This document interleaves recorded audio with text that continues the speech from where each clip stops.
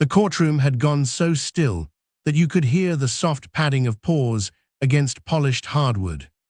Every head turned, every breath caught. 8-year-old Mandy walked through the heavy oak doors of Courtroom 7 wearing a soft pink dress that made her look heartbreakingly small against the towering mahogany walls. She didn't look at the gallery. She didn't look at the lawyers shuffling papers at their tables or at the court reporter frozen above her keys. Mandy kept her dark eyes forward, her chin lifted with the kind of quiet courage that had no business living inside a child that age. Beside her, shoulder level to the girl, walked Dominic.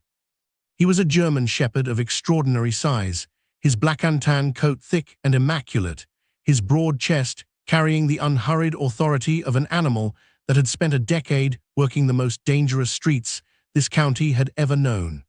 A faint silver threading had begun at his muzzle, the only visible concession Dominic made to his 10 years on this earth.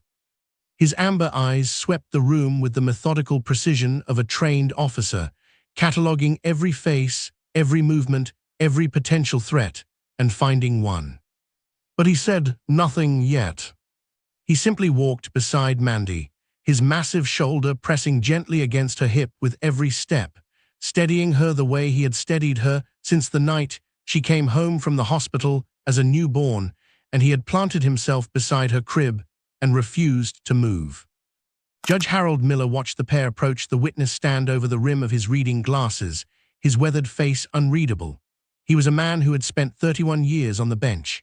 He had presided over murders, conspiracies, cases that had broken lesser men. But something about the sight of this small girl and this enormous, silver-muzzled dog moving together through his courtroom caused him to set down his pen and simply watch.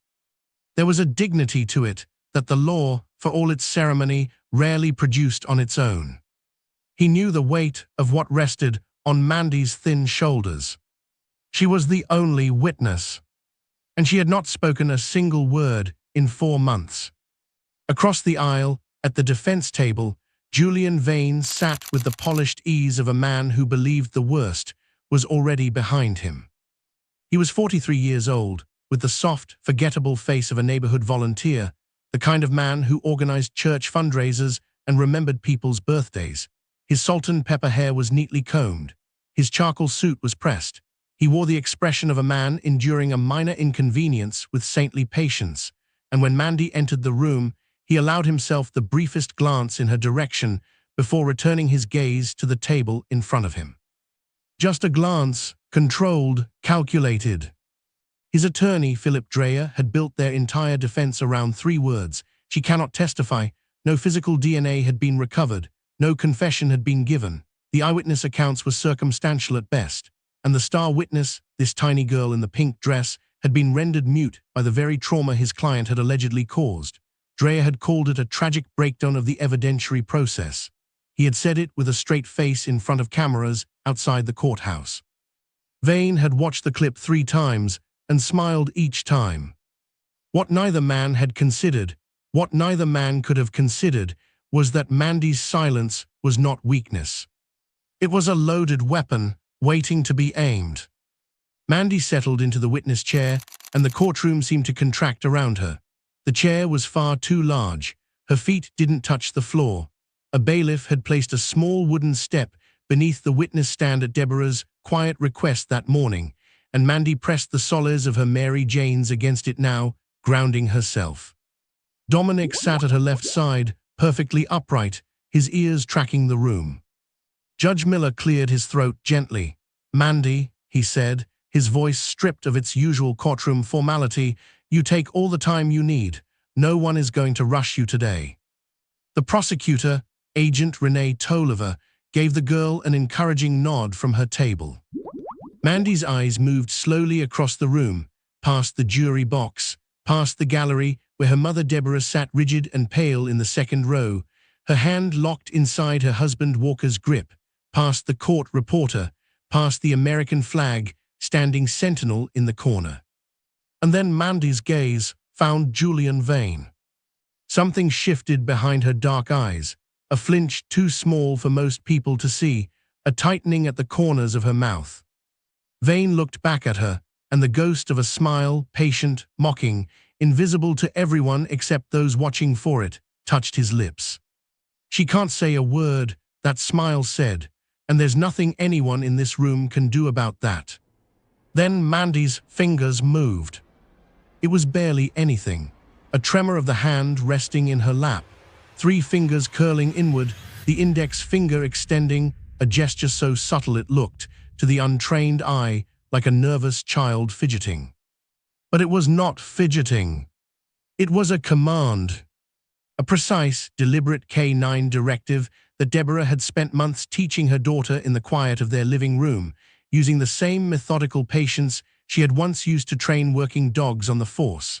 Not as a party trick, not as a game, as a language, a way for a girl who had lost her words to still make herself understood. Only 2 living beings in Courtroom 7 recognized it for what it was. One of them was Dominic. The transformation was instantaneous and absolute. The old German shepherd, who had been sitting in the patient, easy stillness of a trained professional, changed. Every muscle in his 70-pound frame went taut. His ears, which had been resting in a neutral alert position, snapped forward with mechanical precision. His broad chest expanded on a slow, controlled inhale, drawing in the room, cataloging scents, and then locked. His amber eyes stopped sweeping. They fixed on Julian Vane and did not move. A sound began deep in Dominic's chest. It was not a bark. It was lower than a bark, older than a bark, a sound that seemed to bypass the ears entirely and register somewhere more primal, in the spine, in the gut, in the part of the human brain that has been afraid of the dark since before we had words for darkness.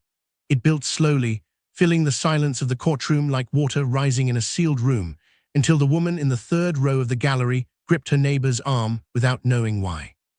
The murmur started at the back and rolled forward. Juror number 7 leaned away from the railing. The court reporter's fingers stilled above her keys. Philip Dreyer straightened sharply in his chair, his prepared confidence suddenly looking like a coat that no longer fit. And Julian Vane, who had not moved, who had maintained his expression of bored patience through the entirety of the morning's proceedings, went very, very still. Crack! Judge Miller's gavel struck the bench with a force that silenced the room like a thunderclap. "This court will recess for 20 minutes. His voice carried no waver, but it carried something else, an urgency that 31 years on the bench had trained him to conceal and that he was no longer bothering to hide. He was already rising from his chair. "All parties will remain available. Bailiff." Agent Tolliver shot him a sharp look from across the room. He didn't meet it.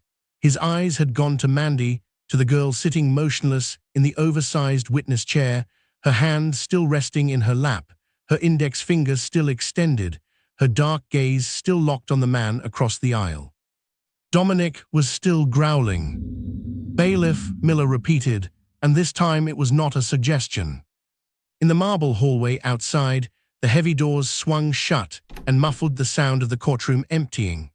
Deborah moved through the crowd with the focused speed of a woman who had spent years running toward danger. She was on her knees in front of Mandy before the girl had fully descended the steps from the witness corridor. "Baby," Deborah's hands cupped her daughter's face, scanning it with the trained thoroughness of someone checking for injury. "Hey, look at me. Are you okay?" Mandy didn't answer. She pressed her forehead against Dominic's neck and closed her eyes, her small fingers buried in the thick fur behind his ears. Dominic had gone quiet the moment they cleared the courtroom doors. Now he simply stood, enormous and steady, letting the girl hold on to him for as long as she needed. Walker crouched beside his wife, his hand on Mandy's back, saying nothing. He had learned, these past 4 months, that silence could be its own kind of language. 10 feet away, Detective Ray Hobart stood against the wall with his arms crossed, watching. He was a 20-year investigator with a face like old leather and eyes that had seen enough to stop being surprised by most things. He was surprised now. He replayed the moment in his mind, the girl's hand, the dog's reaction, the way Dominic's eyes had locked onto Vane with the certainty of an identification, not the anxiety of a stressed animal. He had worked alongside K9 units for the better part of his career. He knew the difference. He pushed off the wall and moved to where Judge Miller stood slightly apart from the dispersing crowd, his robe still on, his reading glasses in his hand. "That dog recognized him," Hobart said without preamble, his voice low enough that only Miller could hear. "That wasn't distress, that was a hit," Dominic made vain from across the room. Miller studied him for a long moment, his sharp eyes calculating, then he exhaled slowly through his nose. "Then we need to know from where," he said, "and we need to know before this recess ends." Hobart was already reaching for his radio. Inside the private consultation room at the end of the hall, the door had barely clicked shut before Julian Vane dropped the performance entirely. He sat across the narrow table from Philip Dreyer, and the patient, civic-minded face he wore for cameras and juries was simply gone, folded away like a costume between scenes. What replaced it was quieter, colder, the face of a man running calculations. His fingers tapped against the tabletop in a slow, irregular rhythm. Dreyer set his briefcase down and looked at his client. "That was unexpected," he said carefully. Vane didn't respond immediately. He was staring at a fixed point on the wall, still replaying it. The girl's hand, that small, almost invisible movement. And then Dominic, that dog, turning toward him like a compass needle finding north. She told him, Vane thought. Without saying a word, she told him.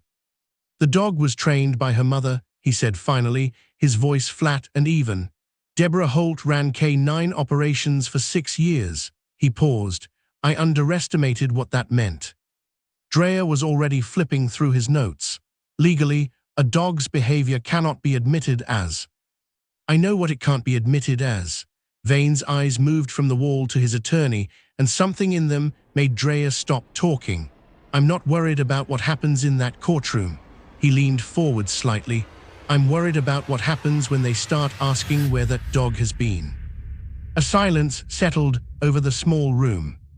For the first time since his arrest, Julian Vane did not look like a man who believed he was going to walk free. He looked like a man who was beginning to understand that the girl in the pink dress had just done something he had no defense against, something that required no words, no DNA, no testimony that any attorney could dismantle. She had spoken in a language older than the law. And it had been heard. Welcome to our channel. Before we go any further into this story, on a scale of 1 to 10, how intense was that opening? Our team is working hard to reach 1,000 subscribers this month so we can keep bringing you powerful stories like this one every single day. If Mandy's courage moved you, please like, share, and subscribe right now. Every click helps us reach the people who need to hear stories like this one. Don't miss what happens next. 8 years before Julian Vane ever set foot in a courtroom, before the trial and the silence and the signal that stopped a room cold, there was a February night so bitter that the hospital parking lot had glazed over with a thin sheet of black ice, and Deborah Holt sat in the passenger seat of her husband Walker's truck with her hands braced against the dashboard and told him, through gritted teeth, that if he hit one more pothole, she was going to arrest him herself. She still had her badge. Walker drove the remaining 6 blocks with the exaggerated care of a man transporting nitroglycerin, and they made it to Mercy General with 40 minutes to spare. Mandy arrived at 3:17 in the morning, red-faced and furious, and loud in the way that only the newly born can be loud with their whole body, with their whole soul, as if announcing themselves to a world that had better be paying attention. The delivery nurse remarked that she had a set of lungs that could rattle the windows. Deborah, exhausted and laughing and crying all at once, held her daughter against her chest and thought that she had never in her life heard a more perfect sound. Walker stood beside the bed with the expression of a man who has just witnessed something that permanently rearranged his understanding of the universe. He didn't try to find words for it. He just held Deborah's hand and looked at their daughter and understood, with a clarity that required no articulation, that everything that had come before this moment was prologue. What neither of them knew yet was that Mandy's first guardian was already waiting. Dominic had been with Deborah for 3 years by the time Mandy was born. She had partnered with him at 29, fresh out of her K9 handler certification, assigned to a unit that worked narcotics interdiction in the county's hardest corridors. He had been 2 years old then, lean and electric with energy, a German shepherd of exceptional drive who had washed out of his first handler pairing not because of any deficiency, but because, as his trainer had put it with professional understatement, he was particular about who he worked with. Some dogs bond broadly. Dominic bonded once, completely, and held nothing in reserve. From the first morning Deborah took him through his paces on the training field, something had aligned between them. She couldn't have explained it in language that didn't sound like sentiment, so she didn't try. She simply worked him, every day, with the patience and consistency that exceptional dogs require and mediocre handlers never manage, and Dominic gave her back everything she put in, multiplied. Within 18 months, their clearance rate was the highest in the unit. Within 2 years, Dominic had been decorated twice. He slept at the foot of her bed. He waited at the door when she was delayed. He understood her moods with an attentiveness that Walker, who was a perceptive man and a good husband, sometimes admitted, with good humor, that he envied. When Deborah brought Mandy home from the hospital on a gray February afternoon, she carried her daughter through the front door in the car seat with the careful reverence of someone transporting something irreplaceable. Walker followed a half-step behind, still wearing the expression of quiet awe that hadn't left his face in 3 days. Dominic was waiting in the hallway. He had known something was different before the car pulled into the driveway, had been circling the living room for the better part of an hour with a focused, contained energy that was distinct from excitement. When the door opened and Deborah carried the car seat inside and set it gently on the living room floor and knelt beside it, Dominic approached without being called. He moved slowly. That was the thing Deborah would remember most when she told the story later, how deliberately he moved, as though he understood that this required a different protocol than any he had been formally trained in. He lowered his broad head toward the carrier. His nostrils worked steadily, memorizing. Mandy, awake and blinking in the pale winter light coming through the window, turned her head toward the warm breath and the large dark nose and did not cry. She reached out her tiny fist. Dominic's chin came to rest on the edge of the carrier, and he exhaled a long, slow breath that seemed to carry with it some kind of decision. Then he lay down on the floor beside the carrier, tucked his head onto his paws, and looked up at Deborah with an expression she had seen exactly once before, on his first day of active duty. Readiness, pure, committed readiness. Walker watched from the doorway with his arms folded and said quietly, "I don't think we're going to have any trouble getting him to warm up to her." Deborah laughed, but her eyes were wet, and she pressed her fingertips briefly to the top of Dominic's head in the way she always did when she had no words adequate to the moment. From that night forward, Dominic's world reorganized itself around a new center of gravity. He had always been Deborah's dog in the deepest sense of the word, bonded, loyal, singular in his devotion. But what developed between him and Mandy was something the training manuals didn't have a category for. It was not the loyalty of a working dog to a handler. It was older than that, more instinctive. The way a wolf positions itself between the pack's young and the treeline, not because it has been commanded to, but because the imperative is written somewhere beneath language, beneath training, in the architecture of the animal itself. He slept outside her nursery door every night without being asked. During the day, wherever Mandy was placed, bouncer, blanket on the floor, playpen in the corner of the kitchen, Dominic established a perimeter. Not anxious, not frantic, simply present, immovably, uncomplainingly present, in the way that mountains are present and rivers are present, as though his being there was simply a feature of the landscape that had always been true. As Mandy grew and began to pull herself upright against the furniture and take her first tilting steps across the living room floor, it was Dominic's side she reached for when her balance failed. His fur was her handhold.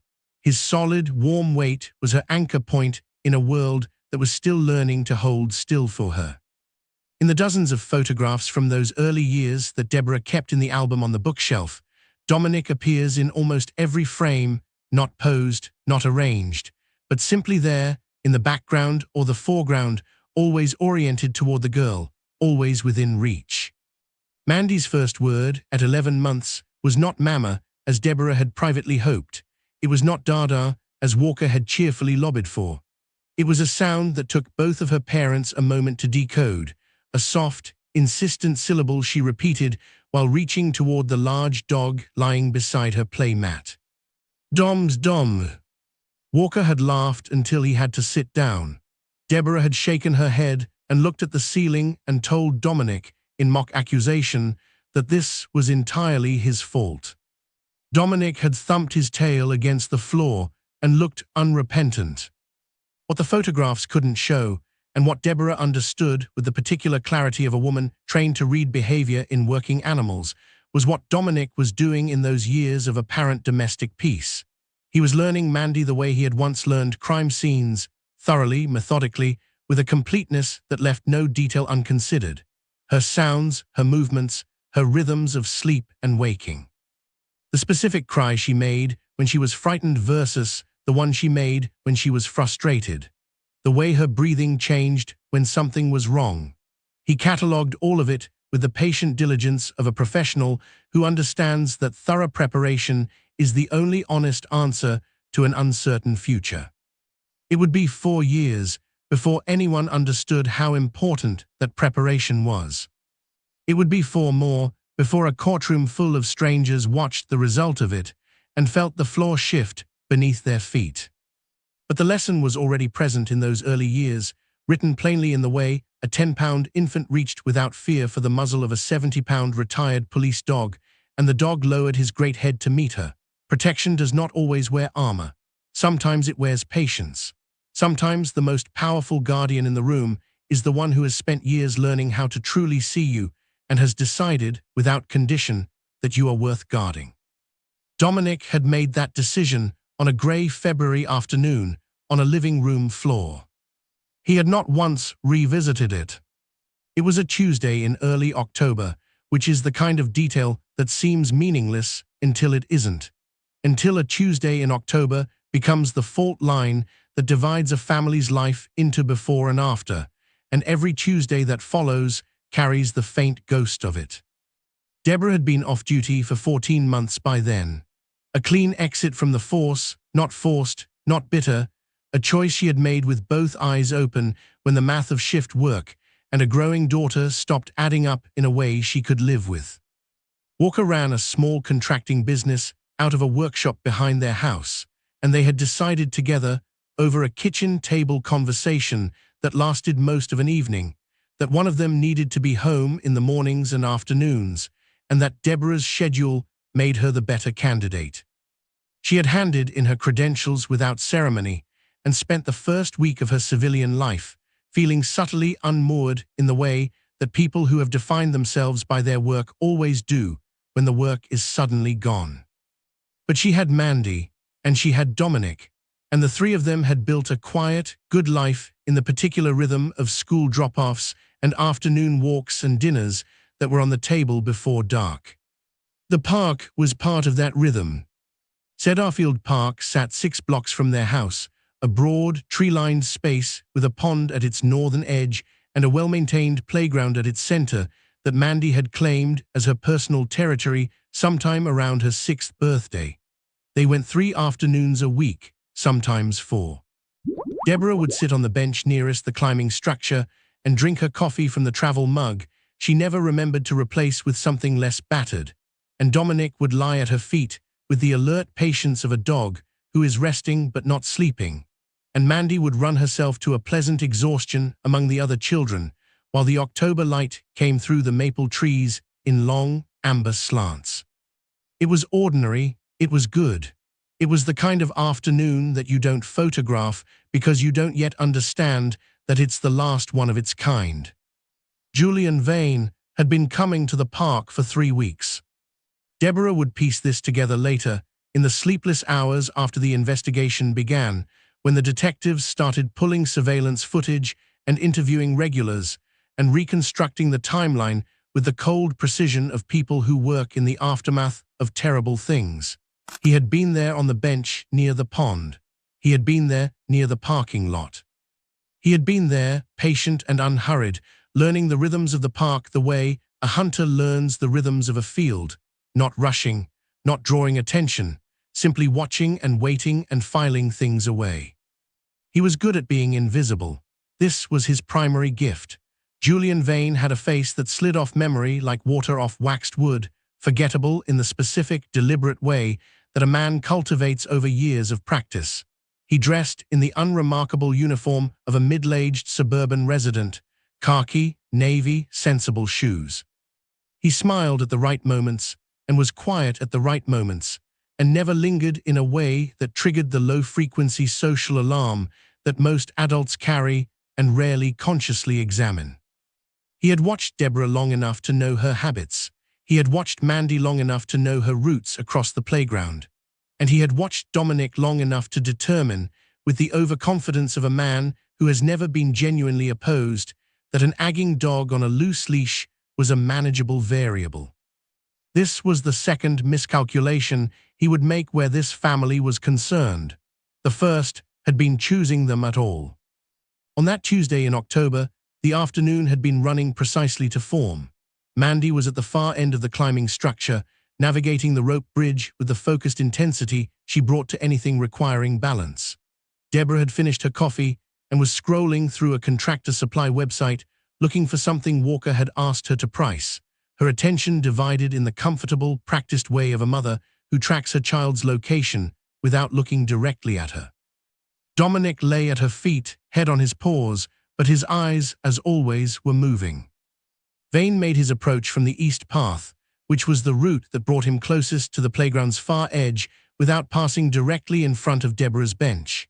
He timed it to the moment when Mandy descended from the rope bridge and moved toward the water fountain at the park's periphery, a 15-second window when the climbing structure blocked the direct sightline from Deborah's bench. 15 seconds. He had calculated that this was enough. He was already crouching to Mandy's level when she turned from the fountain, wiping her mouth with the back of her hand, and found him there. He was smiling, the specific smile he had refined for exactly this purpose, warm without being intense, friendly without being forward, the smile of someone's harmless uncle at a family gathering. "Hey there," he said, and his voice matched the smile perfectly, soft and even. "I think I dropped my phone over by those bushes and I can't quite reach it. Could you give me a hand? It'll just take a second." This is the part that the people who were not there sometimes struggle to understand. Mandy was not naive. She had been raised by a former law enforcement officer who had spoken to her in age-appropriate terms about strangers and instincts and the importance of saying no. Deborah had not wrapped her daughter in fear, but she had given her the vocabulary of awareness. Mandy knew, in the abstract, that some adults were not to be trusted. But Julian Vane had spent 3 weeks learning how to not look like what he was. And Mandy was 8 years old, and he was crouching at her level with a pleasant face and a reasonable request, and the gap between knowing something in the abstract and recognizing it in the specific is a gap that has swallowed children far more cautious than her. She took one step toward him. That was when the mask came off. Not gradually, not with any of the patient care he had invested in its construction. The moment Mandy moved in his direction, something in Vane's face shifted, a compression around the eyes, a change in the quality of his focus, a sudden absence of the performance, and what replaced it was so wrong, so fundamentally and viscerally wrong, that Mandy stopped mid-step with the animal certainty of a creature that has just registered a predator in its immediate environment. Her mouth opened. The scream that should have come out didn't, not yet. Shock sealed it. Vane's hand closed around her wrist. What happened next took approximately 4 seconds and would later be described by a witness on the adjacent path, a retired schoolteacher who had been walking her own small dog, as the most frightening and simultaneously most astonishing thing she had ever witnessed in a public space in 67 years of living. Dominic did not bark.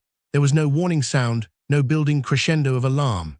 One moment he was lying at Deborah's feet, and the next he was moving, and the speed of a 10-year-old retired police dog who has identified a threat to the child he has guarded since her first breath is not a speed that leaves room for reaction. It is only something you witness, after the fact, in the small fraction of a second before everything resolves. Deborah was on her feet before she fully registered why, her body responding to Dominic's movement before her conscious mind had paused the scene. She was running before she could name what she was running toward. Vane saw the dog coming and released Mandy's wrist with the pure biological reflex of a man who has just understood his error, and he turned and moved, and Dominic pulled up, trained, precise, restrained in the way that years of professional conditioning had made instinctive, but not before he had placed himself between the man and the girl with a completeness that left no question about what would happen if Vane came any closer. Vane was gone before the schoolteacher finished dialing emergency services. He was gone before Deborah reached her daughter. He was gone into the ordinary afternoon as if he had never been, just another forgettable man in khaki, moving quickly away from a park where nothing, as far as any passing stranger could see, appeared to be particularly wrong. Deborah reached Mandy and dropped to her knees and gathered her daughter against her chest, and Mandy pressed her face into her mother's shoulder, and for a long moment neither of them moved. Dominic stood at parade rest facing the direction Vane had gone, his body a wall, his amber eyes tracking. Mandy did not cry that afternoon. She did not make any sound at all. She would not make another sound for 4 months. The lesson, when Deborah would later try to find words for it in the raw and sleepless weeks that followed, was not comfortable or clean. It was this: evil rarely announces itself. It does not arrive wearing its true face or speaking in its true voice. It arrives in the shape of something reasonable, something ordinary, something that knows precisely how much trust to ask for and asks for exactly that much and no more, until the moment it doesn't need to ask anymore. The only reliable defense against a predator who has learned to look harmless is the part of us that operates beneath reason, beneath social training, beneath the learned politeness that tells us not to trust our discomfort when it has no tidy explanation. Mandy had felt it. She had just been one step too slow. Dominic had not been slow at all. The police report filed that Tuesday evening was 4 pages long, and it contained, in the clipped and functional language of official documentation, every material fact about what had occurred at Cedar Field Park. The time, the location, the physical description of Julian Vane as Deborah had provided it, the account of the attempted abduction, the names of the witnesses, the notation that the suspect had fled on foot before officers arrived. It was thorough and accurate and captured, with the precision of institutional record-keeping, absolutely none of what it had actually been like. It did not capture what it was like to drive home from the park with Mandy buckled into the back seat, staring at the window with the fixed, absent expression of someone watching a film that no one else in the car could see. It did not capture the way Deborah's hands on the steering wheel were perfectly steady, because she had been trained for years to keep her hands steady in situations that warranted the opposite, and how that steadiness cost her something she couldn't name and didn't try to. It did not capture Dominic in the cargo area behind the rear seat, turned to face forward, his eyes on Mandy the entire drive home, unblinking, as though by the force of his attention alone he could hold something together that was already beginning to come apart. Walker met them in the driveway. Deborah had called him from the park, a short and carefully worded call that communicated the facts without allowing her voice to do anything other than relay them. He had heard what was beneath the facts anyway, because he knew her voice the way you know something you have listened to for 10 years, and he was standing at the end of the driveway with his phone still in his hand when she pulled in, and the expression on his face when he opened the back door and looked at his daughter was the most privately devastating thing Deborah had witnessed in a day that had contained several candidates for that distinction. "Hey, Bug," Walker said softly. Mandy looked at him. Something moved behind her eyes, a flicker of recognition of the specific safety that her father's presence had always represented, and then it was covered over again by whatever had settled across her features in the park, and she allowed him to unbuckle her and lift her out of the car, and she put her arms around his neck and her face against his shoulder, and she was quiet. She was so quiet. That night after Mandy had been bathed and put to bed, after Dominic had taken up his post outside her door with the settled certainty of a sentry who has assessed the situation and determined that the post requires continuous manning, Deborah and Walker sat at the kitchen table and spoke in the low, careful voices of two people trying to have an honest conversation, without letting it become the thing they were afraid it already was. They talked about next steps, about the police investigation, about whether a description and an eyewitness account were enough to identify the man, about the victim's advocate who had been mentioned by the officer at the scene. They talked about finding a child psychologist, about whether Mandy should return to school that week or be kept home, about what to say to her and how to say it. They were methodical and thorough, and they held hands across the table the whole time, and when they had covered everything that could reasonably be covered, and the house had gone fully quiet around them, and there was nothing left to plan, Deborah put her face in her hands and Walker got up from his chair and came around the table and held her, and she let herself come apart for exactly 7 minutes before she gathered herself back together and wiped her face and said, with the steadiness of a woman who knows that falling apart is a luxury with a strict time limit, "Okay, here's what we do." But the thing about trauma is that it does not submit to the plans of the people surrounding it. It operates on its own timeline, in its own language, by its own logic, and it is entirely indifferent to the good intentions and careful strategies of the adults trying to manage its aftermath. Mandy did not speak the next morning. They had expected this, or told themselves they had. The psychologist they reached by phone that Wednesday, a soft-spoken woman named Dr. Patricia Voss, who specialized in childhood trauma, had told them with gentle directness that temporary mutism following a traumatic event was not unusual, that the voice often retreated as a protective measure when the mind needed time to process what the words were not yet equipped to carry, and that patience, genuine, unhurried, non-pressuring patience, was the most important thing they could offer right now. Patience was something both of them understood in theory. It turned out to be considerably harder in practice when the child in question was your own daughter. And the silence stretched from 1 day into 3, and from 3 into a week, and from a week into something that stopped feeling temporary and started feeling like a new and permanent feature of your family's landscape.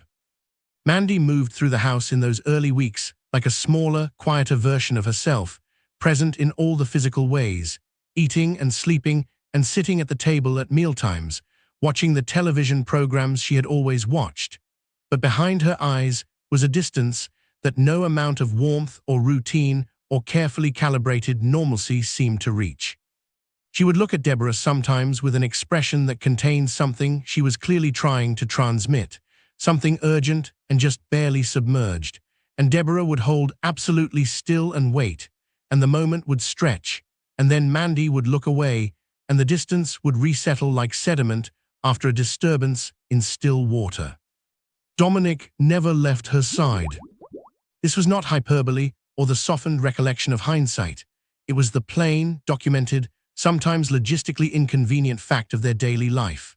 Dominic followed Mandy from room to room with a constancy that occasionally required Walker to gently redirect him so that Deborah could do the school run alone, which Dominic accepted with the stiff-backed reluctance of a professional complying with an order he has formally objected to.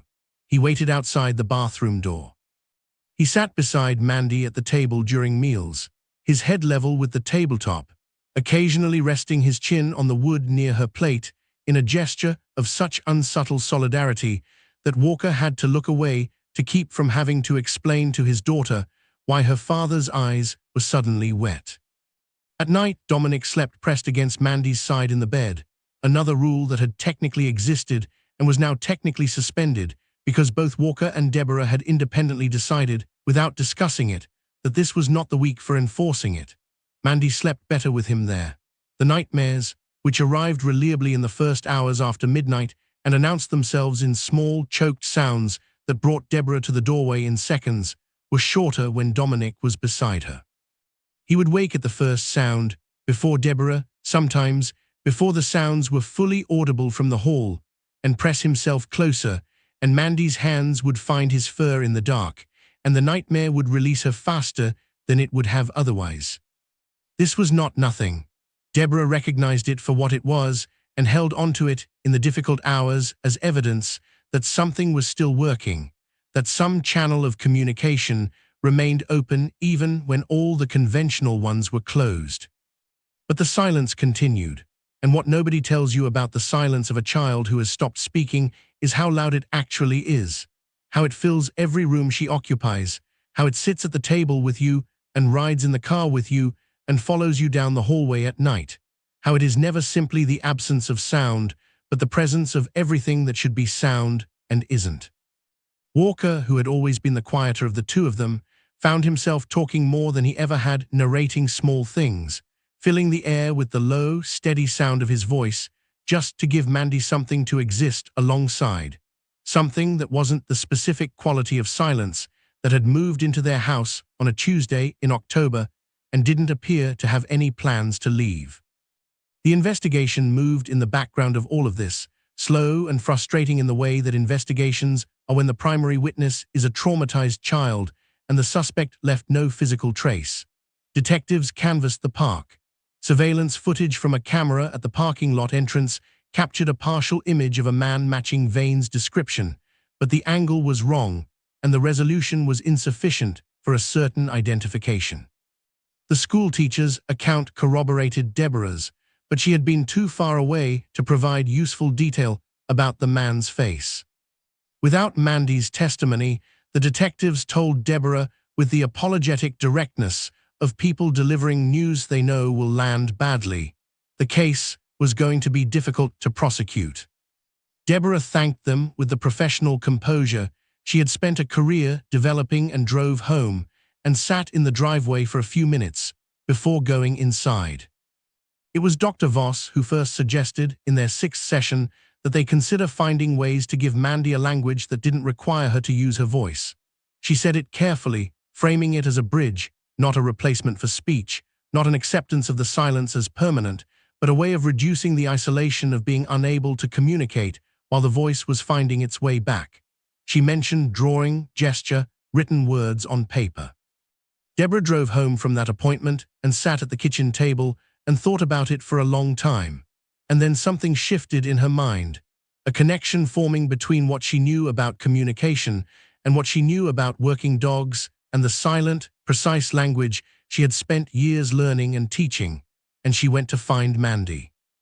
The lesson inscribed in those weeks of silence was one that the family had not sought and could not have anticipated, that love, genuine love, does not require comprehension to remain intact. Walker did not need to understand the full geography of his daughter's interior to hold the space around her with steadiness and warmth. Deborah did not need Mandy to explain herself to refuse to look away.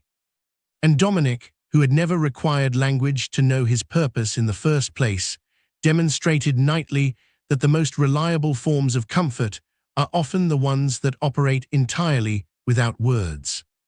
Mandy could not speak, but she was not alone. She had never, for a single hour of her 8 years, been alone. That mattered more than any of them, yet knew how to measure. It started with a single gesture, practiced in the quiet of a Saturday morning kitchen while Walker was in the workshop, and the house held the particular stillness of a weekend that hasn't yet decided what it wants to be. Deborah had been thinking about it for 3 days since the session with Dr. Voss, turning the idea over in her mind the way she had always turned problems over, systematically, approaching from different angles, testing it against what she knew. What she knew was this: language, in the strictest sense, was only one of the tools that communication had ever used. She had spent 6 years working alongside a partner who operated in an entirely different register, who received information through scent and sound and the quality of human movement, and who transmitted information through posture and ear position and the precise calibration of his attention. Dominic had never spoken a word and had never needed to. In the field, the two of them had developed a fluency that her human colleagues sometimes found slightly unnerving in its efficiency. K9 hand signals were not complicated by design. They were simple, distinct, and impossible to misread, engineered for clarity in high-stress environments where ambiguity was dangerous. A flat palm facing down meant lie down. A fist meant stay.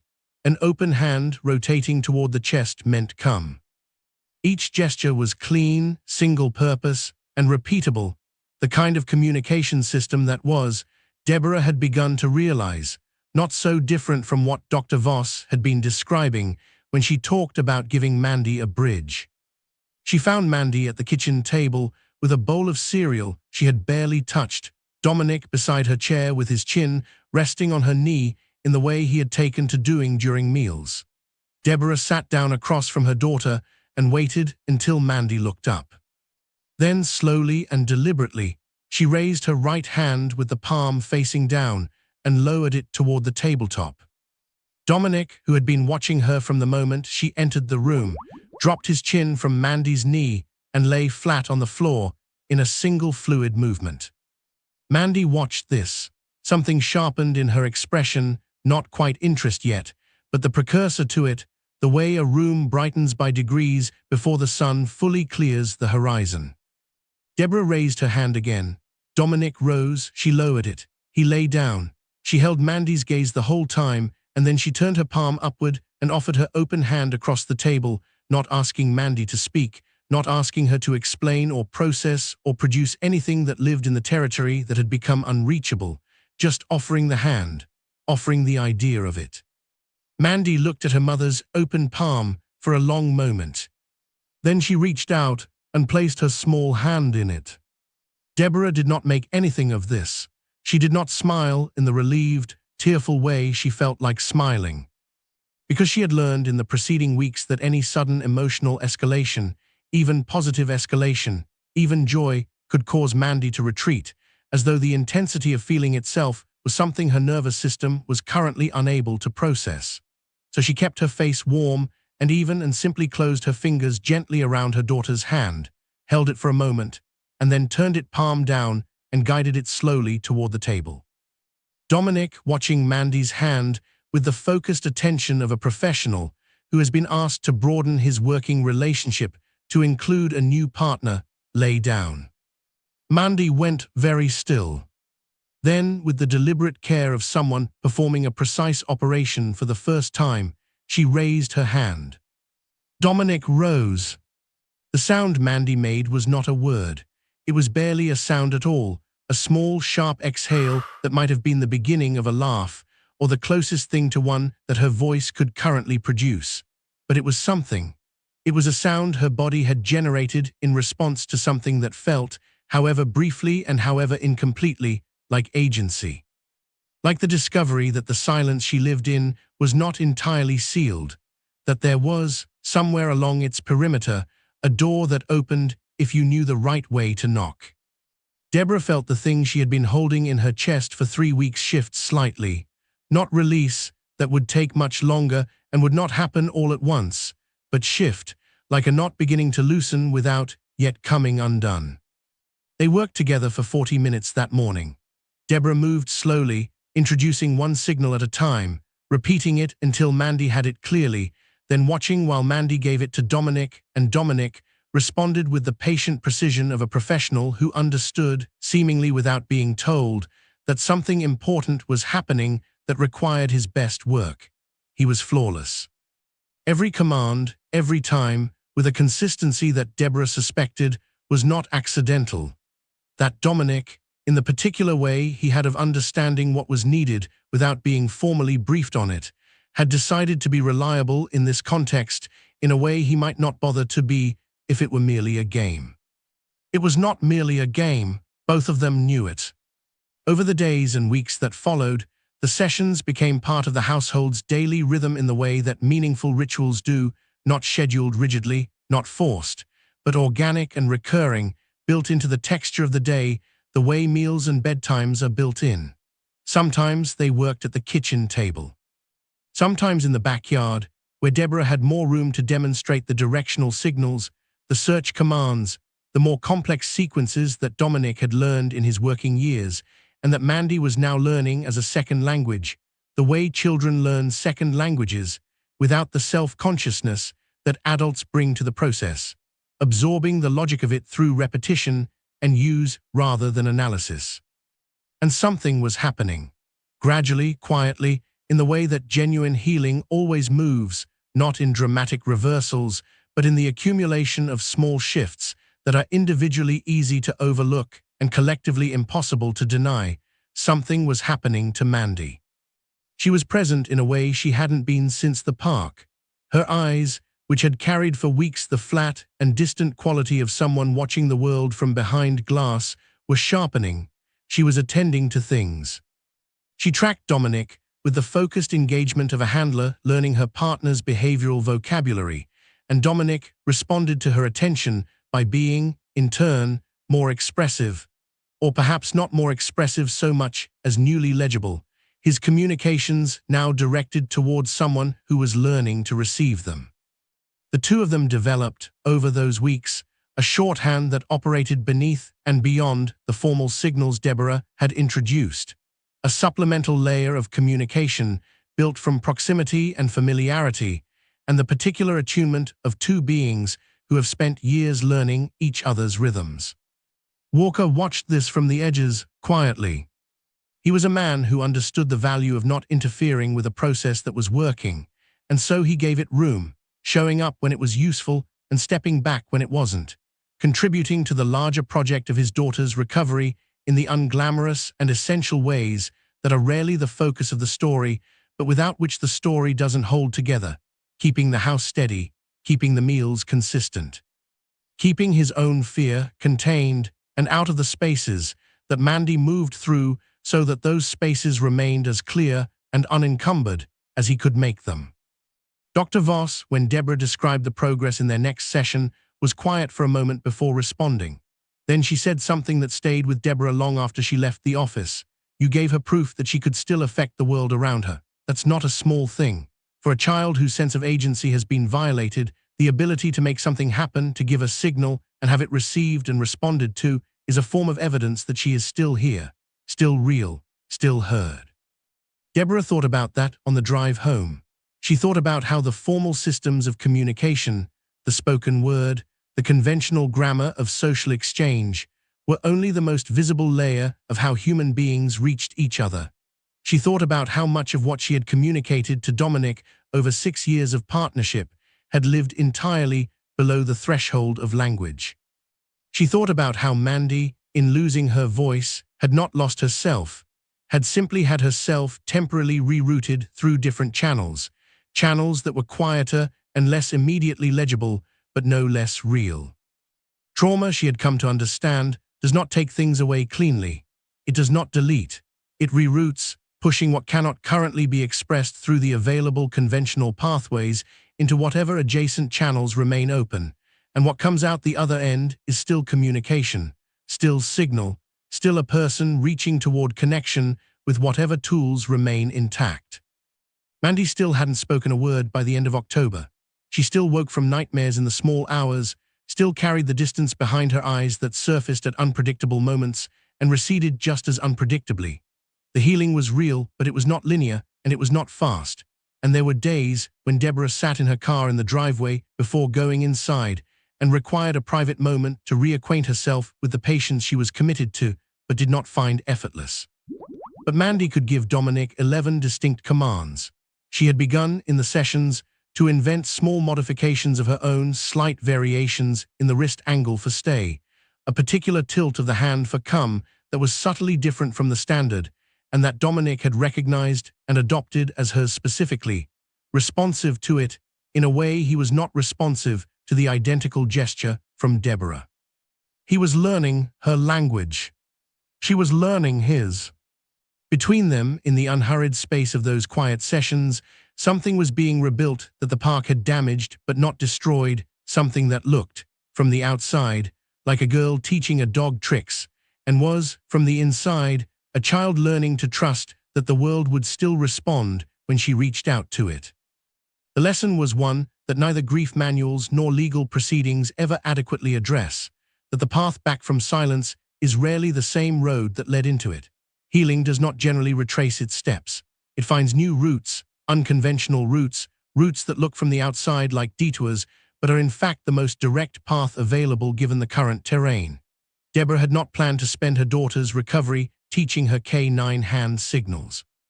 She had planned to be patient and present and let the professionals guide the process.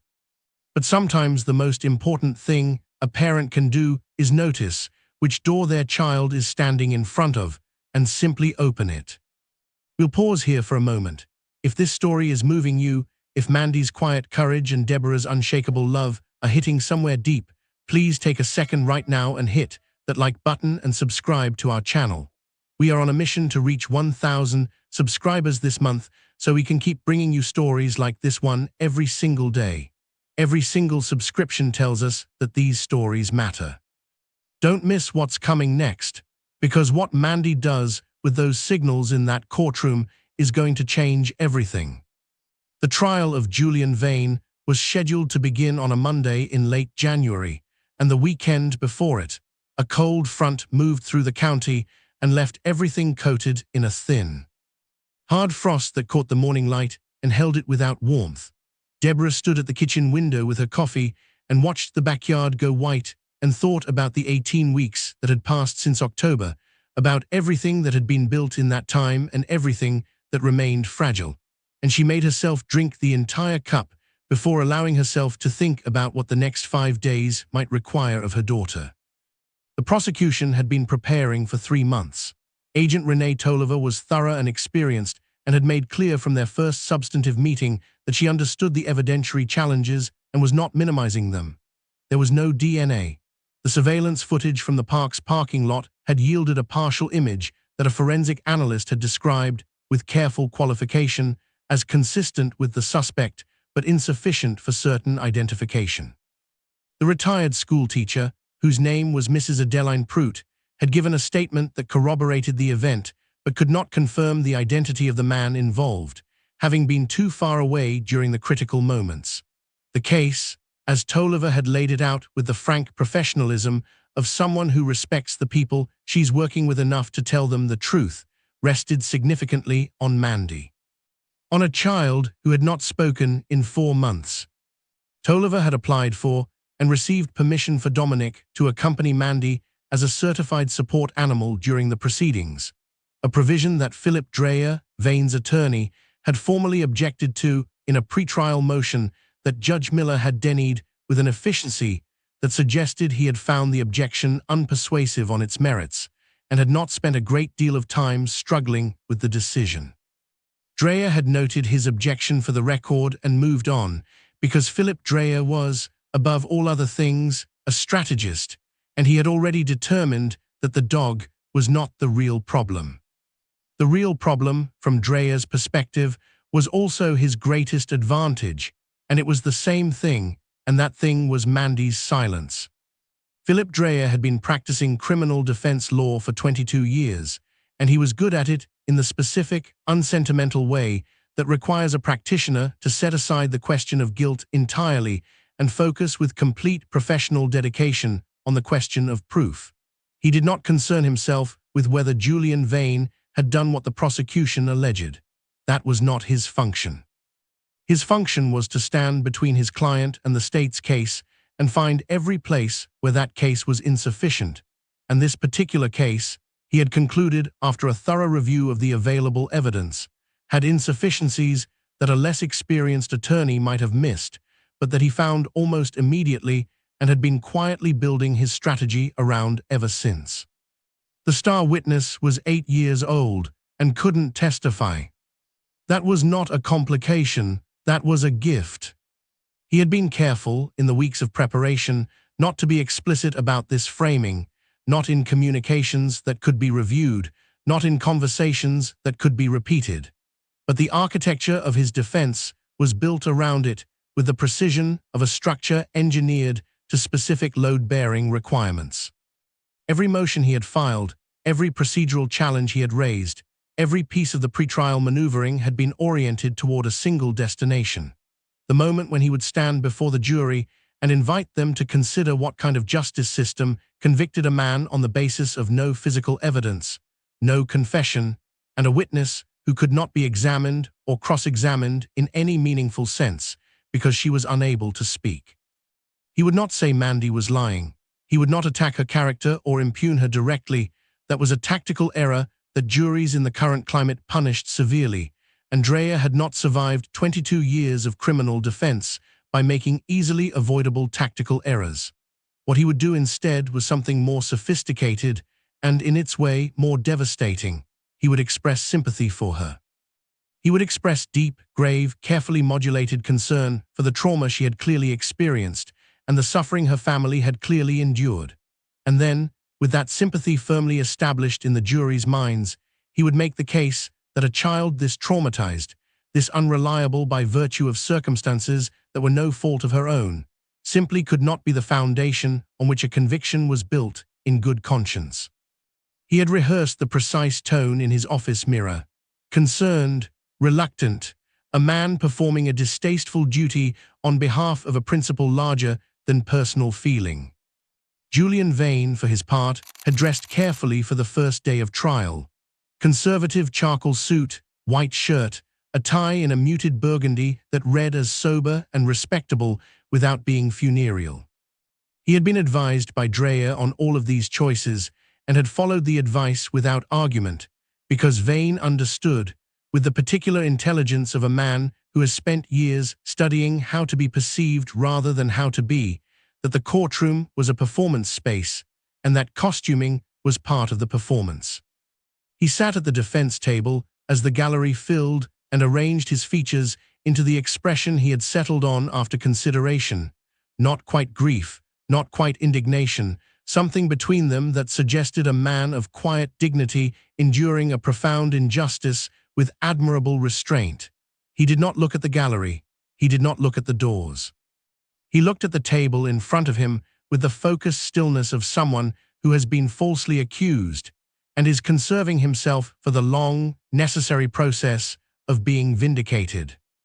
When Mandy entered through the side door with Dominic at her left side and Deborah 3 steps behind her, Vane did not turn his head. He didn't need to. He heard the subtle shift in the gallery's atmosphere, the slight collective intake that happened when the room registered the girl's presence, and he noted it with the interior attentiveness of a man reading a room he has no intention of appearing to read. He heard the soft tread of the dog's paws. He felt, in the way that certain kinds of people develop a sensitivity to the direction of attention in a space, the moment when Mandy settled into the witness area and the room's eyes redistributed between her and the bench. He maintained his expression. He folded his hands on the table. Dreyer's opening statement took 38 minutes and was a masterwork of its particular genre. He spoke about the presumption of innocence with the reverence of a man for whom it was a personal creed. He spoke about the burden of proof and the standard of reasonable doubt with the patient clarity of a teacher explaining something foundational to people he trusted to understand it once it was properly explained.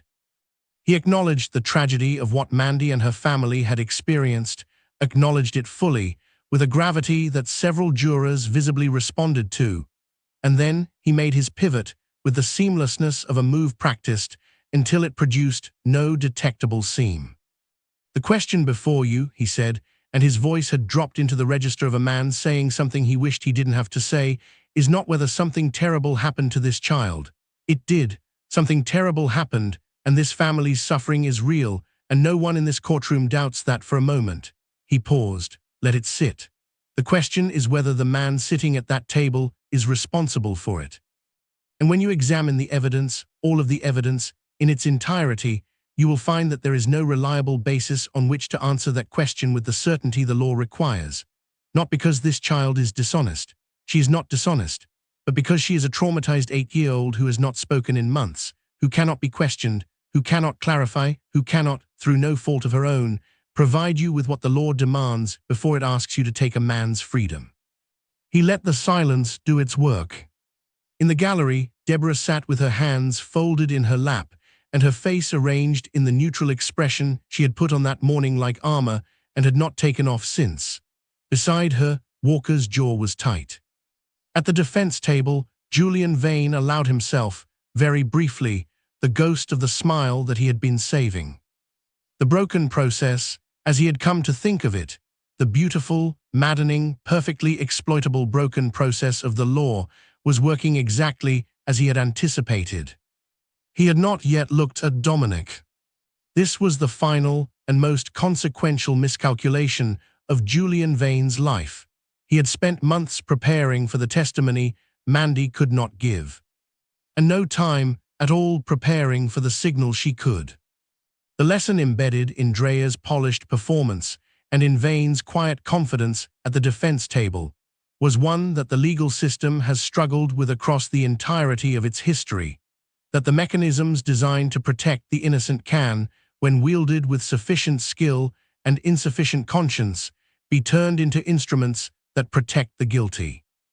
That the same standard of proof which rightly shields the falsely accused can become a wall behind which the truly culpable shelter, counting on silence and the absence of physical evidence and the limited vocabulary of a traumatized child to do the work that their own innocence cannot. Drea was not wrong about the law. The law, as he described it, was accurately described. But accuracy and justice are not always the same country, and sometimes the distance between them is precisely the distance a predator needs to walk free. Mandy, sitting at the witness table in her pink dress, with her hand resting in her lap and Dominic's shoulder warm against her side, was not thinking about legal theory. She was thinking about a signal. The examination of Mandy had been going for 11 minutes when Philip Drea rose from his chair. He had allowed Agent Tolliver her opening questions, the gentle, carefully constructed inquiries designed to establish Mandy's presence, her identity, her relationship to the events in question, and he had sat through them with the patient, attentive expression of a man who is listening respectfully to something he already knows will not be sufficient. Tolliver had been skillful. She had asked questions that required only nods, had framed her words with the practiced softness of someone who had prepared extensively for this specific dynamic, and Mandy had responded, with nods, with the directional shift of her eyes, with the small, precise gestures that those who knew her could read and those who didn't could only partially interpret. It was not enough, and everyone in the room who understood the law knew it. Judge Miller had watched from the bench, with the careful, unreadable attention he had maintained throughout the morning's proceedings, making notes on the legal pad beside him in the small, dense handwriting that his clerk had spent 2 years learning to decode. He had observed Mandy with the particular quality of attention he reserved for witnesses he was concerned about, not skeptical attention, not suspicious attention, but the attention of a man trying to understand something that the usual frameworks were not fully capturing. He had also been watching Dominic.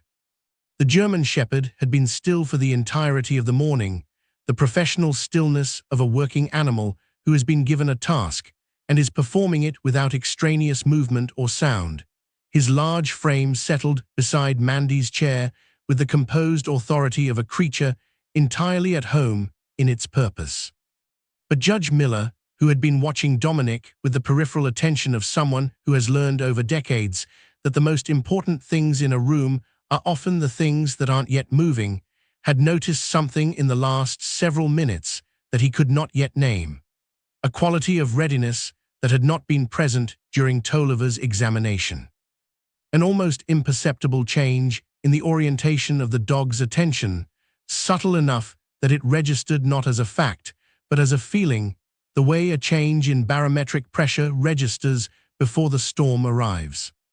Drea approached the witness area with the measured, considerate gait of a man who is acutely aware of how he appears to 12 people seated in the box to his left. "Mandy," he began, and his voice was everything he had calibrated it to be, gentle, respectful, carefully divested of anything that could be characterized as aggression. "I want you to know that I think you are a very brave young lady for being here today.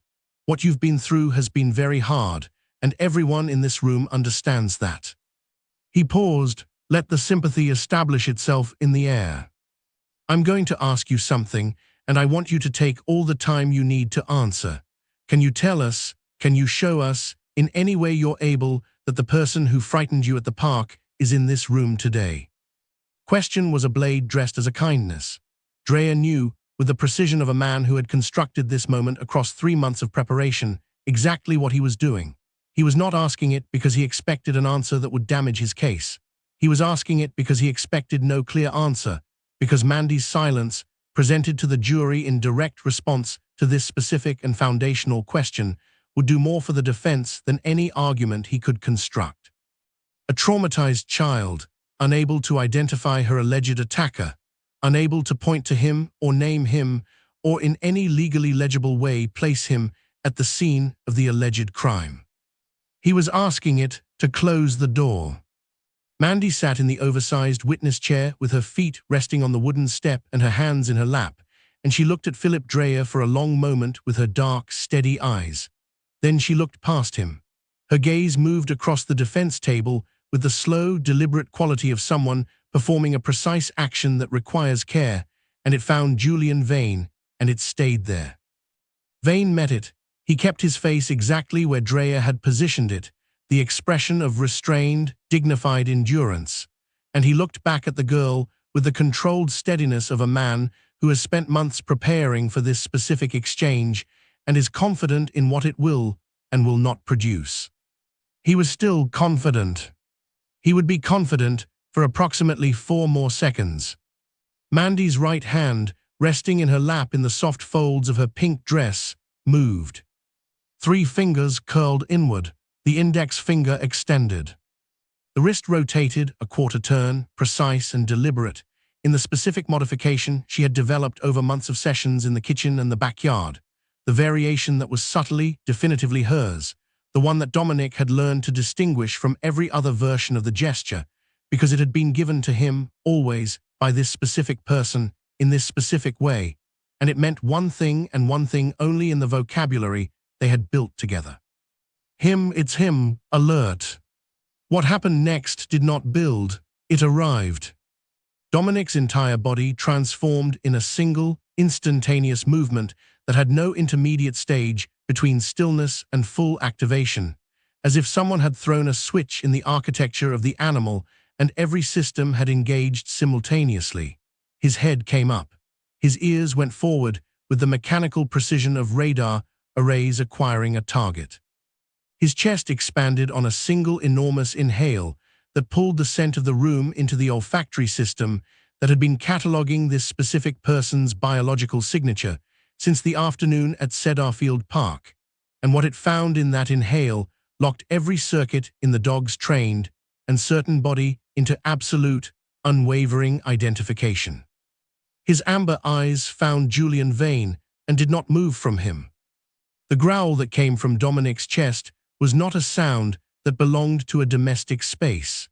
It belonged to a much older context, to darkness and open ground and the primal negotiation between predator and the thing that has decided to stand against it. It was low and continuous, and it resonated in the sternum of every person in the room with the physical certainty of a tuning fork striking the exact frequency of human fear. And it rose in register with the slow, inexorable quality of a verdict being delivered in a language older than any court. The courtroom did not react immediately. For a fraction of a second, a held breath, a suspended moment, the room was completely still, as though the sound had temporarily suspended the normal operations of the space. Then it broke apart all at once. The murmur in the gallery started at the back and rolled forward like a wave finding the shore. Juror number 4 pressed back in her seat without appearing to notice she had done it. The court reporter's hands lifted from her keys. One of the attorneys at the prosecution table pushed her chair back by several inches in a movement that was clearly involuntary. A man in the 3rd row of the gallery stood without apparent intention and then appeared unsure what to do with the decision. At the defense table, Philip Dreyer had gone very still in the specific way of a man whose calculations have just returned an impossible result and who has not yet found the mechanism to process it. His prepared response to this moment, the objection he had ready, the legal argument about the inadmissibility of animal behavior as evidence, had simply not loaded. He was staring at his client. Julian Vane was gripping the edge of the defense table. His knuckles were white. The expression he had constructed and maintained with such discipline across the entirety of the preceding weeks. The dignified, enduring, falsely accused man was fracturing at the edges in the involuntary, uncontrollable way that a true performance never fractures and a mask always does. His eyes, fixed on the dog, had gone wide with a quality that was not indignation and was not confusion, and was not the response of an innocent man to an unexpected development. It was recognition, mutual and terrible, and entirely legible to everyone in the room who was paying attention. Dominic recognized him, and Julian Vane, looking into those amber eyes, understood that the dog remembered the park. The gavel came down with a force that rang through the room like a gunshot. Order. Judge Miller's voice was controlled but stripped of ceremony, and the single word carried the compressed urgency of a man who has just watched something significant occur and is working to manage both the room and his own accelerating understanding of its implications. This court will recess for 20 minutes. All parties will remain available and accessible. He was already rising. Bailiff. His eyes went to Mandy. She was sitting in the witness chair with her hand still in her lap and her index finger still extended, and her dark gaze still resting, without fear, without flinching, on the man across the aisle. She had given the signal, and the signal had been received, and the signal had been answered, and something in her posture, in the set of her small shoulders, in the quality of her stillness, had changed in a way that was difficult to articulate precisely, but impossible to miss. She looked for the first time in 4 months, like a girl who has just discovered that her voice, though silent, had been heard.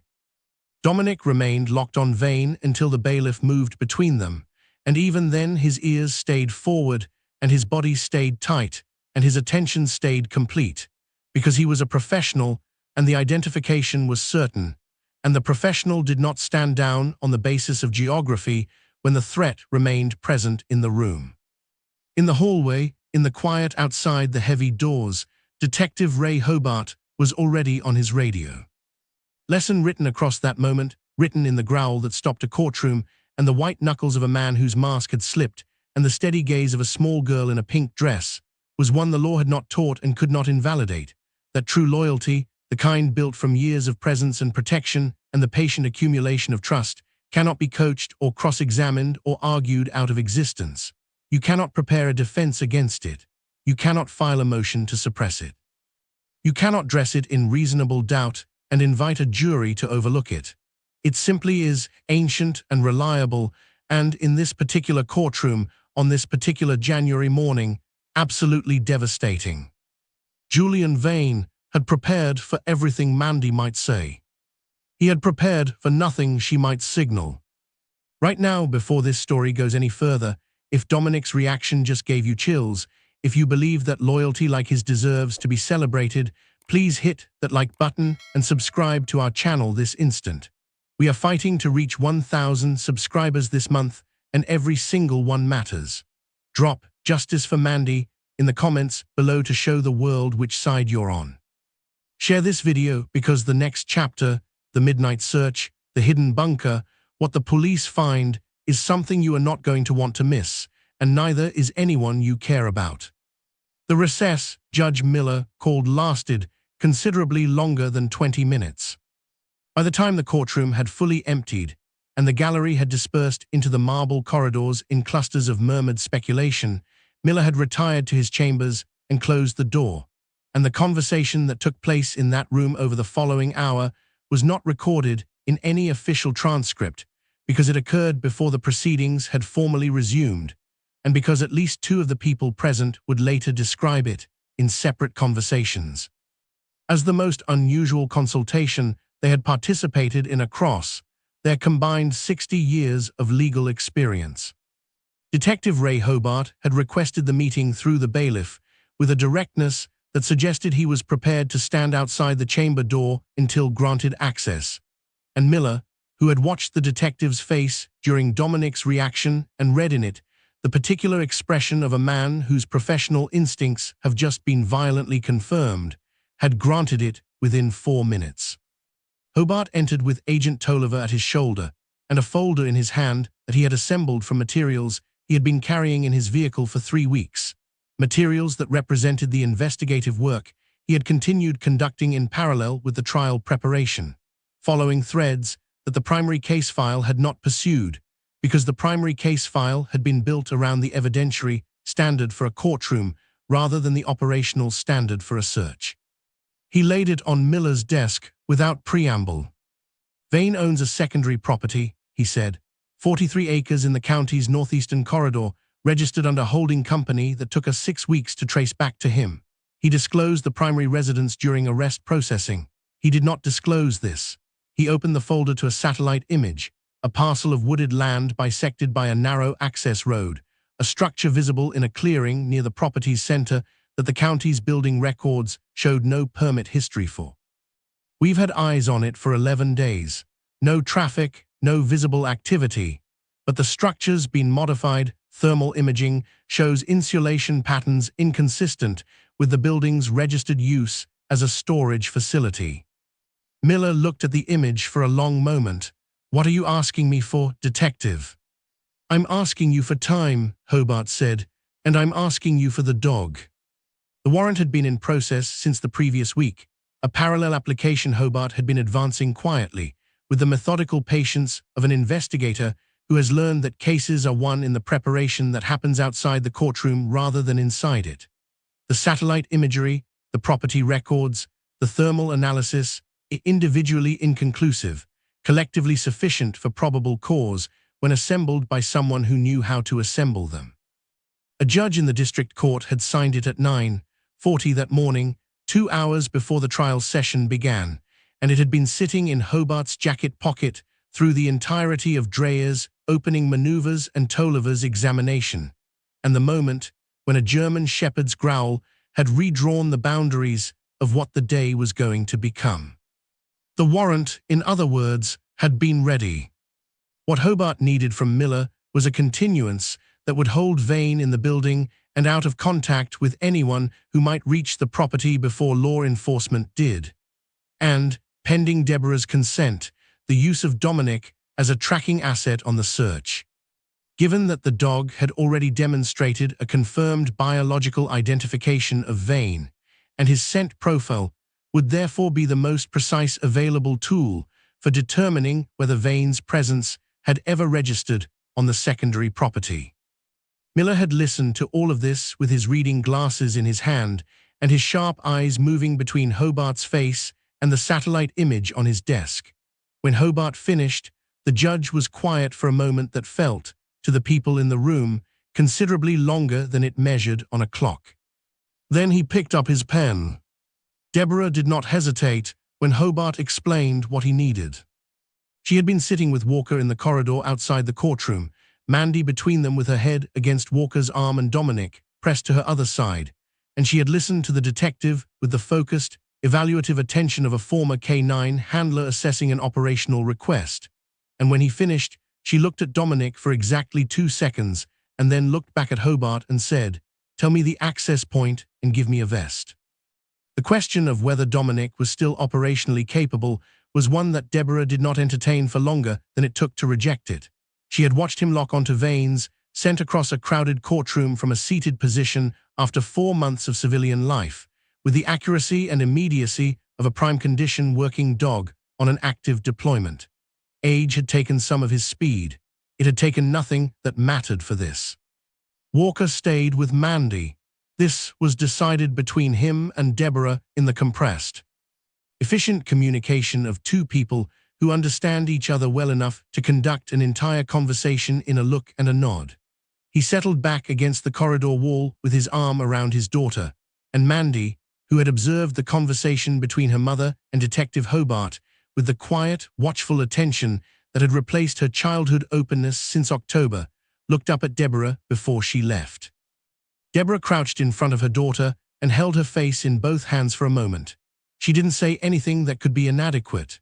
She pressed her forehead briefly against Mandy's, and then she stood and clipped the working lead onto Dominic's collar, and the dog rose with the straight-backed precision of an animal that recognizes the equipment and what it means, and they walked down the corridor together toward the building's east exit. It was 2:17 in the afternoon. By the time they reached the property, the light would already be thinking about leaving. The drive to the northeastern corridor took 40 minutes in convoy, 3 county vehicles, Hobart's unmarked car, and the K-9 support unit that had been called in from the adjacent district, whose handler, a compact and serious woman named Officer Britta Salter, had been briefed on the situation in a phone call during the drive, and had arrived at the staging point outside the property's access road already suited and ready, her own shepherd, a 4-year-old named Aries, alert and focused in the back of her unit.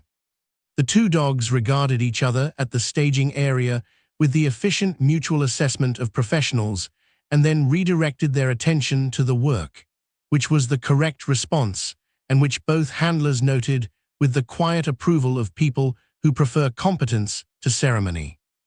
Hobart distributed the approach assignments with the economy of a man who has run enough searches to understand that clarity of communication at the staging point is the variable most likely to determine the quality of the outcome. 2 officers would hold the access road. 2 would take the property's eastern perimeter. Hobart and Salter and Deborah, with Dominic, would approach the central structure directly, with Aries working the outer perimeter of the clearing for secondary access points. "If there's anyone in that structure," Hobart said, and he paused here in the way of someone choosing their words with care, "we treat it as a live rescue until confirmed otherwise." No one asked him to elaborate on what he meant by otherwise. Everyone present understood what the thermal imaging had suggested and what the absence of building permits implied, and what a man like Julian Vane, who had cultivated an entire false identity for years with the patience of a long-game predator, might have considered worth insulating and concealing on 43 acres of remote, registered to a shell company woodland. They moved in at 3:52 in the afternoon, under a sky that had gone the flat pewter grey of midwinter, the frost from the morning still caught in the shadows under the tree line where the sun had not reached. Dominic worked the access road from the staging point with his nose down and his body in the focused, fluid forward movement that Deborah had watched hundreds of times over 6 years of partnership, and that still produced in her, even now, a complicated mixture of professional admiration and something more personal, the recognition of a creature entirely in its element, doing the thing it was made for, every system aligned and running clean. 40 yards from the structure, he stopped. Not the hesitation of uncertainty, the stop of confirmation. His body went forward and low, his nose working in tight, rapid circles over a specific point in the ground, and then he looked back at Deborah with the amber-eyed certainty of an identification. "Vane had been here recently." Deborah gave the hand signal for advance, and Dominic moved toward the structure's entrance with the deliberate, measured pace of a dog who has found his target's trail and is following it to its end.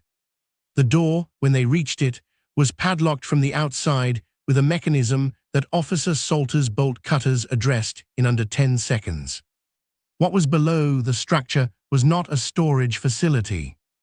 What was below the structure was a staircase, descending 8 feet into a space that had been insulated and ventilated and fitted with a cot and a water line and a locking mechanism on the interior of the lower door. And in that space, curled on the cot with her knees drawn to her chest and her eyes wide in the sudden intrusion of flashlight beams after what the investigators would later determine had been 9 days of near-total darkness, was a 10-year-old girl named Rosie. She had been reported missing from a town 20 miles east 11 days ago. She was alive. Hobart was on his radio before Deborah had finished giving Dominic the release command. The dog sat at her side, and she put her hand on his head, and she looked at Rosie, at the child blinking in the light, confused and frightened and breathing and present, and the breath she exhaled was not quite steady, and she didn't try to make it so. The lesson of that frost-edged afternoon settled over the search team as the emergency vehicles began arriving at the access road. A lesson that had no comfortable edges and no tidy conclusion, that the crimes hidden from the law's sight are often not hidden far.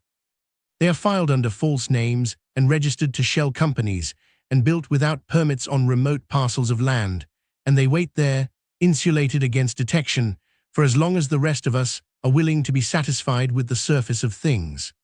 Dominic had followed a scent from a courtroom to a clearing to a locked door to a child who had run out of time to wait for someone to look past the surface. He had done it because the work was real and the trail was clear, and no amount of legal maneuvering had been able to wipe it from the air. The truth, it turned out, had a scent, and it had been there the entire time, waiting for someone willing to follow it all the way to the end. Rosie's full name was Rosie Alderton, and she was 10 years old, and she had been missing for 11 days. Her mother had reported her absence on a Wednesday evening after Rosie failed to come home from school, and the initial report had been filed in a neighboring county's system with the procedural efficiency of a department that processes missing child reports with terrible regularity, and had, in this case, not yet connected the disappearance to the investigation surrounding Julian Vane, because the investigation surrounding Julian Vane had been managed across a jurisdictional boundary that no one had yet thought to look across. These are the seams in the system, the quiet administrative gaps that exist not through malice, but through the ordinary limitations of institutions that were built to operate within boundaries rather than across them. And they are, for people like Julian Vane, the most valuable real estate in the world. He had known about the seam. He had chosen Rosie with the awareness of it. This too would come out later in the reconstruction. It would come out in the meticulous and devastating forensic accounting of the weeks preceding Rosie's disappearance. The surveillance, the pattern mapping, the same patient methodology that had preceded his approach to Mandy at Cedarfield Park, applied again with the practiced efficiency of a man refining a process he had already run once. The investigators who assembled this timeline in the weeks following the search would do so with the grim, focused thoroughness of people who understand that documentation is the last form of justice available to children who were never meant to be found, and they would do it without looking away from what the documentation revealed, because looking away is not a luxury available to people whose work requires them to understand exactly what they are dealing with. In the immediate minutes after Hobart's team breached the bunker door, none of this was known. What was known was the flashlight beams finding the staircase, and the staircase finding the room, and the room containing a child who was alive. And for the people descending those 8 concrete steps, with their hands on their weapons and their training running just ahead of their humanity, the aliveness of Rosie Alderton was the only fact that mattered.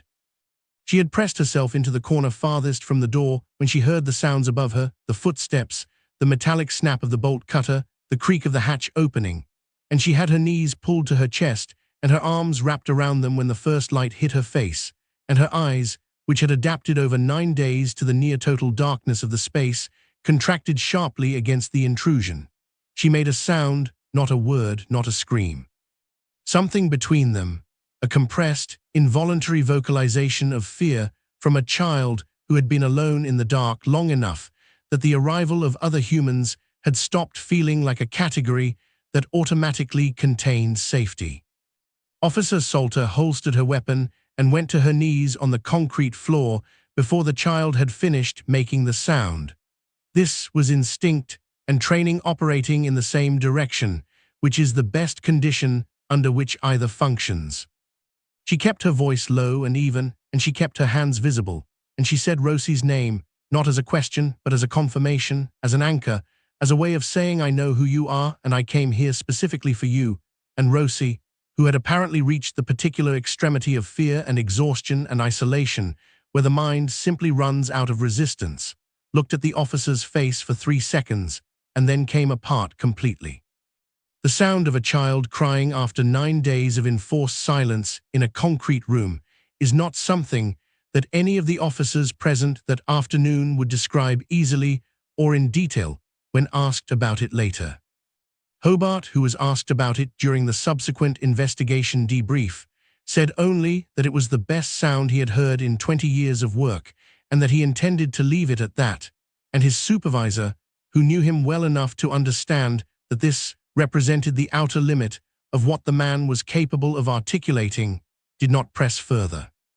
What Rosie could tell them, once Salter had her wrapped in the emergency blanket from the kit and sitting at the top of the stairs in the thin winter air while they waited for the paramedics, was fragmentary and nonlinear in the way that accounts from children in shock always are pieces of a larger picture, delivered in the sequence that the mind releases them rather than the sequence that makes narrative sense.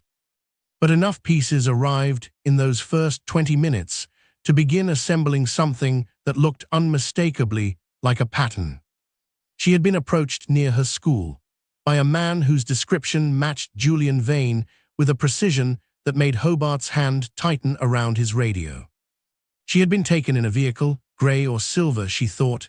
She wasn't certain, and brought to this property, and the man had told her, in the calm and reasonable voice of someone who had told this story before and knew which details produced compliance, that she would be staying here for a little while, and that if she behaved well, everything would be fine. She had not behaved well, in the specific sense that she had not stopped making noise for the first 3 days, and the bruising on her left arm above the elbow documented what had eventually persuaded her to stop. The paramedics arrived at 4:31 and took over from Salter with the practiced efficiency of a team briefed in transit, and Hobart stepped back and gave them the space they needed, and stood at the tree line with his arms folded and watched the activity in the clearing with the expression of a man processing several things simultaneously and not finding any of them comfortable. The forensic team arrived 12 minutes later, and what they found in the bunker over the following 4 hours rendered the question of physical evidence, the question that Philip Dreyer had been building his entire defense around, the beautiful and maddening absence that he had intended to place at the center of the jury's deliberations like a void they could not reason their way past, categorically, irreversibly moot. The space was small, but it was not empty of information. Surfaces that had been touched retained the invisible record of having been touched. Biological material that had been present remained present, indifferent to the intentions of the person who had left it, waiting with the patient certainty of forensic evidence for the technology and the legal authority that would eventually come looking. Vane had been careful. He had not been careful enough, because careful enough does not exist, because the belief that a space can be made to contain no evidence of what happened within it is one of the fundamental miscalculations of people who commit crimes in enclosed areas, and it is a miscalculation that forensic science has been quietly exploiting for decades. There was also, in a locked metal cabinet affixed to the bunker's eastern wall, a cabinet that required a second warrant application filed by phone from the clearing while the paramedics were still loading Rosie into the ambulance, an application that the on-call judge processed in under 8 minutes upon being briefed on the circumstances, documentation. Physical, tangible, printed and stored documentation that Vane had apparently maintained with the organized thoroughness of a man who, in some deeply pathological register, regarded what he was doing as a project requiring records management. The nature of that documentation would be described in court testimony by the forensic investigators in the clipped, clinical language of professional witnessing, and it would produce in the jury box a silence of the specific quality that follows information too heavy to respond to immediately, and it would form the cornerstone of the prosecution's reconstructed case against Julian Vane in the weeks following the bunker's discovery. Hobart called Agent Tolliver from the clearing at 5:14 as the last of the forensic team's equipment was being carried down the stairs. The call was 3 minutes and 40 seconds long. When it ended, Tolliver sat in the courthouse parking lot where she had taken the call and looked at the steering wheel for a moment, and then called the prosecutor's office to begin the process of filing supplementary evidence disclosures. The case that had rested on the silence of one child, on the absence of physical evidence, and the legal system's inability to hear a voice that trauma had taken, was no longer that case. It had become something else entirely. The bunker had spoken in the language that courts understand best, the language of physical proof, of biological evidence, of documentation that does not experience trauma and cannot be silenced, and does not require a special accommodation to testify. Julian Vane, who was still in the courthouse building under the terms of the continuance, was informed by his attorney of the search and its results at 5:47. Philip Dreyer delivered the information with the professional composure of a man who has had to deliver catastrophic news to clients before and has developed the mechanisms for doing so without visible affect. And when he finished, he watched his client's face perform the same dissolution that the courtroom had witnessed in miniature during Dominic's identification. The same collapse of the constructed surface into whatever lived beneath it, cold and calculating, and now, for the first time, genuinely afraid. The defense that had been built around doubt was rubble. Rosie Alderton was admitted to the county hospital at 5:52, treated for dehydration, malnutrition, and the documented injuries consistent with the account she had given Salter at the tree line. Her mother, who had received a phone call at 4:45 that she would later describe as the moment her life resumed after 11 days of standing perfectly still inside a stopped clock, arrived at the hospital at 6:30 and did not leave her daughter's side for the following 72 hours. The lesson that Rosie's discovery wrote across that cold January afternoon was one without consolation and without comfortable framing, that the systems designed to find missing children are only as effective as the connections between them, and that the seams between jurisdictions and case files and databases are not abstract administrative inconveniences, but real spaces in which real children can be lost for days, for weeks, for longer. That Rosie was found was not the result of the system working as designed. It was the result of a retired police dog following a scent through a courtroom to a clearing to a locked door. It was the result of an 8-year-old girl who had lost her voice, but not her courage, giving a signal that no legal argument could suppress. The system had been failing. The dog had not. And somewhere in the county hospital, Rosie Alderton, who had spent 9 days in a concrete room believing she had been forgotten, was learning that she had not been. She had simply been waiting for someone willing to follow the truth all the way to where it had been hidden. The trial that resumed 3 weeks after the bunker search was not the same trial that had recessed on that January afternoon. It occupied the same courtroom. It had the same judge, the same attorneys, the same defendants seated at the same defense table in what appeared to be the same charcoal suit. Though whether it was literally the same suit or merely its identical twin from a wardrobe assembled for this specific performance was a question that no one present had any interest in pursuing. The room looked the same. The law was the same. The procedural architecture of the proceedings, the motions, the rulings, the choreography of testimony and objection and cross-examination followed the same formal grammar it always followed. But the weight of the room had changed entirely. Philip Dreyer had spent the 3 weeks between the recess and the resumption performing the professional equivalent of trying to build a seawall against a tide that had already come in. He had filed motions challenging the admissibility of evidence recovered from the bunker on the grounds of search warrant procedural irregularities that the filing judge had dismissed with a brevity that communicated, without stating explicitly, that she found the arguments unpersuasive and did not intend to invest significant time in elaborating on why. He had filed a motion to sever the charges, the attempted abduction of Mandy, from the charges related to Rosie Alderton's kidnapping, arguing that the jury's exposure to the full weight of both cases would prevent them from evaluating each with the impartiality the law required. This motion had also been denied. He was found guilty of all counts and sentenced to life imprisonment.